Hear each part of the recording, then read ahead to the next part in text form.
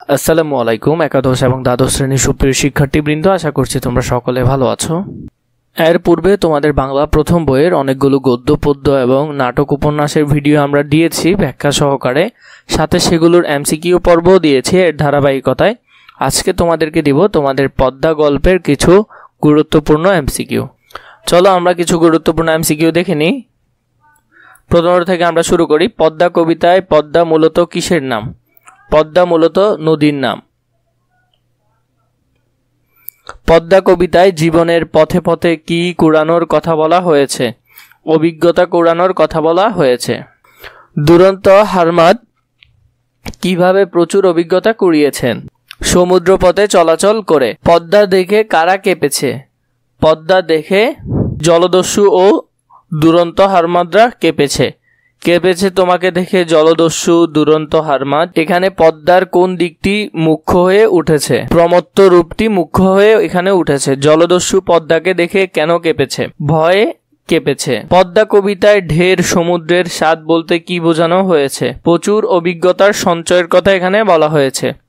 ঢের সমুদ্রের স্বাদ কে পেয়েছে? জলদস্যুরা পেয়েছে। জলদস্যুর বরণ পাণ্ডুর হয়েছে কি দেখে? পদ্মার তরঙ্গভঙ্গ দেখে। সন্ত্রাসীদের সশস্ত্র মহড়া দেখে ভয়ে রোমানের মুখ লুকিয়ে গেল। পদ্মা কবিতায় কোন চরণটি এই সাদৃশ্যের সাথে তুলনীয়? তোমার তরঙ্গভঙ্গে বরণ তার হয়েছে পাণ্ডুর। পাহাড়ি পথে গাড়ি চালানোর বহু অভিজ্ঞতা থাকলেও বান্দরবনের নীলগিরি পাহাড়ে ওঠার সময় পথের বাঘগুলো কাজলের বুকে কাঁপন ধরিয়ে দিল। কাজল পদ্মা কবিতায় বর্ণিত কোন চরিত্রের সাথে তুলনীয়? দুরন্ত হারমাদের সাথে তুলনীয়। পদ্মার দুই তীরে কারা নাঙ্গল চালিয়েছে? সংগ্রামী মানুষরা নাঙ্গল চালিয়েছে। পদ্মার দুই তীরে সংগ্রামী মানুষ কি চালিয়েছে? নাঙ্গল চালিয়েছে। কঠিন শ্রমের ফল হিসেবে সংগ্রামী মানুষ কি পেয়েছে? শস্য পেয়েছে। শস্য দানাকে কঠিন শ্রমের ফল বলা হয়েছে কেন? চাষাবাদ অত্যন্ত পরিশ্রমের বলে। পদ্মার চরে কারা ফসল ফলিয়েছে? নিবিক জোয়ানরা ফসল ফলিয়েছে। পদ্মার চেয়ে নিবিক জোয়ান কেমন ফসল ফলিয়েছে? পর্যাপ্ত ফসল ফলিয়েছে। জীবন মৃত্যুর দ্বন্দ্বে পদ্মা তীরের জওয়ানের মনোভাব কেমন? নিঃসংশয়। নিবিক জোয়ান কিসের দ্বন্দ্বে নিঃসংশয়? জীবন মৃত্যুর দ্বন্দ্বে নিঃসংশয়। পদ্মা কবিতায় সবুজের সমারোহ বলতে কি বোঝানো হয়েছে? নদী তীরের শস্যের সম্ভারকে বোঝানো হয়েছে। জীবনের সম্বল বলতে পদ্মা কবিতায় কোনটিকে নির্দেশ করা হয়েছে? শস্যকে এখানে নির্দেশ করা হয়েছে। বর্ষায় পদ্মার স্রোতে কি ভেসে গেছে? সাজানো বাগান ভেসে গেছে।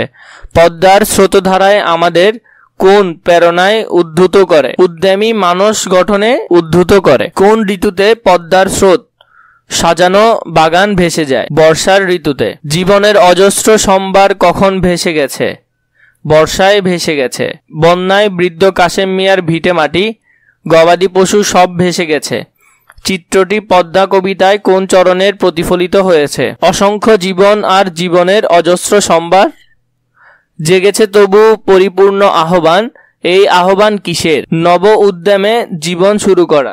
মৃত জড়তার বুকে মুক্তির স্বর্ণধার খুলেছে কি দ্বার? সুতীব্রর গতি। পদ্মায় ধ্বংসলীলায় সব হারানোর মানুষ নব উদ্যমে আবার জেগে ওঠে। পদ্মাকে ঘিরেই এই দিকটি পদ্মা কবিতায় কোন চরণে ফুটে উঠেছে? মৃত্যু জড়তার বুকে খুলেছে মুক্তির স্বর্ণধার। জীবনের পথে পথে অভিজ্ঞতা কুড়ায়ে প্রচুর।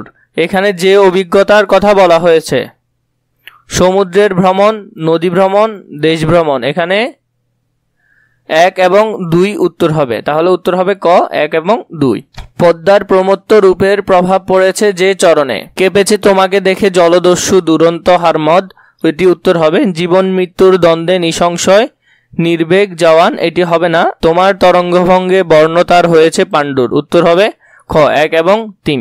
এই ধরনের যদি আরো ভিডিও প্রয়োজন হয় তোমরা আমাকে কমেন্ট করে জানাতে পারো। এর পাশাপাশি এই ধরনের ভিডিও নোটিফিকেশন পেতে আমাদের ইউটিউব চ্যানেলটিকে সাবস্ক্রাইব করে রাখবে।